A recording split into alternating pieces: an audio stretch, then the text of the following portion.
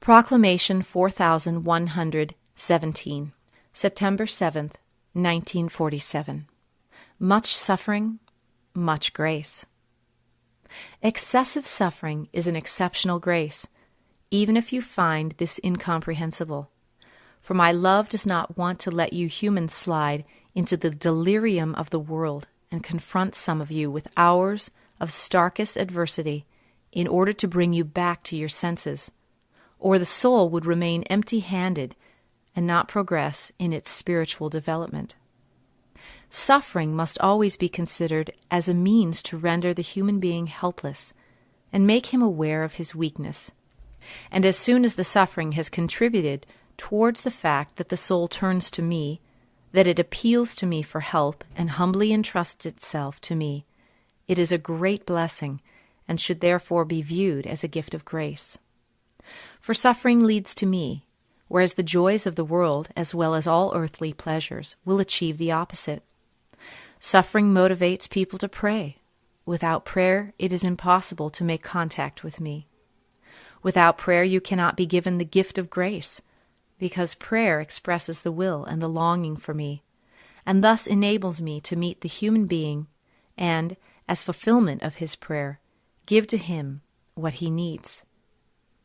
If, however, the human being is spared suffering, the body will continue to reject the spirit when it wants to communicate with the soul in order to give the person the right guidance and instruction.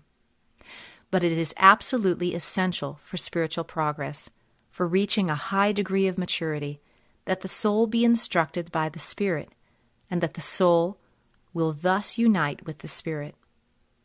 For this purpose, I must absolutely grant help to the soul with my strength, and therefore must first be asked for it, because the human being's will is decisive, and suffering impels its decision.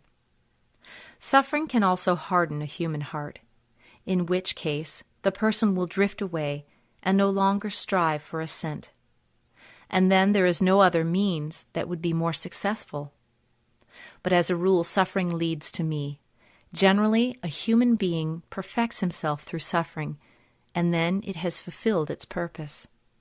Subsequently, you should be grateful for it, and also acknowledge it as a grace, for earthly suffering is not a permanent condition, and extremely beneficial, providing you want to mature.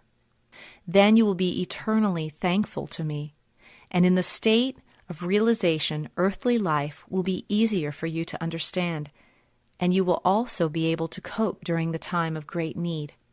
For then you will not live your life alone, but with me, because you will open yourselves to me in prayer, and thus receive strength which you in turn can use after your own will, and with certainty will use for your spiritual ascent, as you are destined to do.